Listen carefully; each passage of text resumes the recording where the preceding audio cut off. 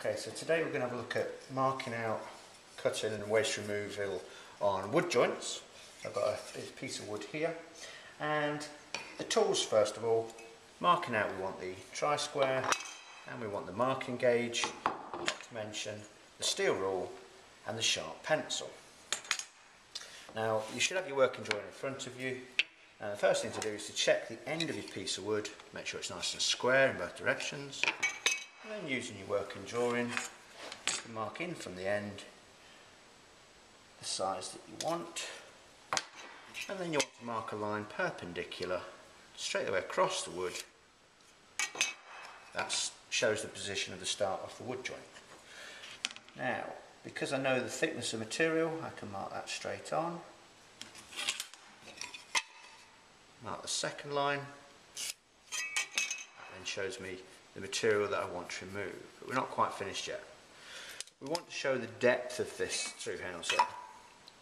So use the tri-square again. Mark down approximately halfway.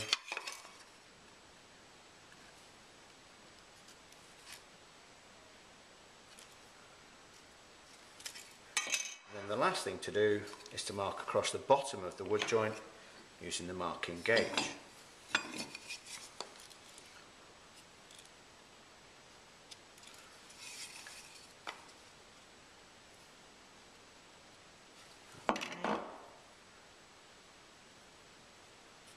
Identify the material to remove.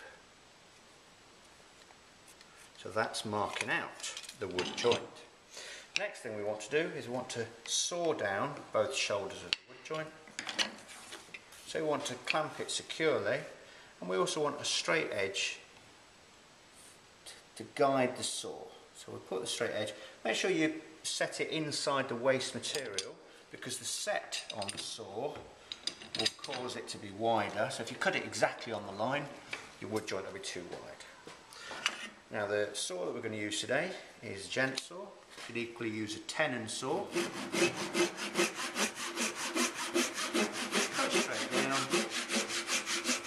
Keep your eye on your marking out to make sure that you're not going too deep.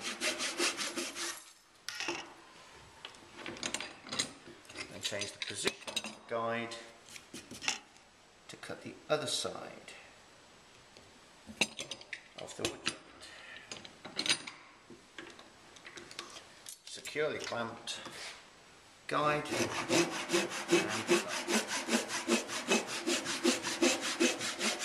Okay, so that's a gent saw for cutting the sides of the wood joint. Now I want to remove the waste material next, and there's several methods of doing that, but we're just going to go through the chisel waste removal method today. I'm going to clamp the wood down with a piece of scrap wood now. Safety on the chisel, always both hands on the handle of the chisel. The only time you would remove one of your hands from there would be if you're working with a mallet, in which case you could hold the chisel like that, strike it with the mallet. But never ever do I want to see anybody with the hand in front of their work or holding onto their work while they're working on it with a chisel. Safety first. Break through the wood grain just to indicate where. And the reason why we break through the wood grain is it prevents breakout when we're coming through the work, so you don't get this horrible shard of wood breaking. Clamp it from the other side with the G-clamp and break through the wood grain on this side, exactly on where you've marked it. Okay. Now waste removal. I'm going to show you the mallet method. I only want to remove 1mm at a time.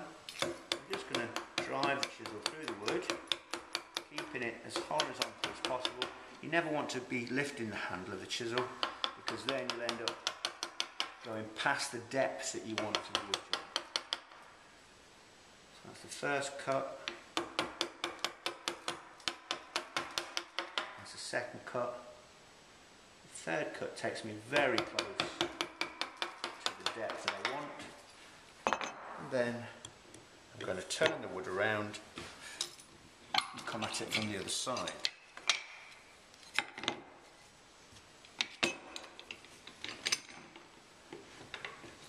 Clamp it secure,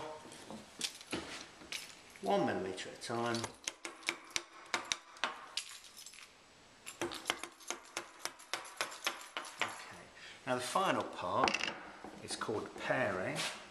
We're going to see exactly where we want each of it to go on the line, push it through the work, clean the shoulders, make sure it's exactly flat.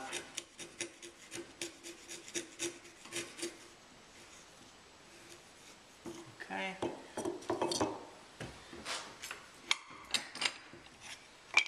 Remove your waste material. Check to see if it fits. Wrap it in there. And that's you, one wood joint. Nice and neat.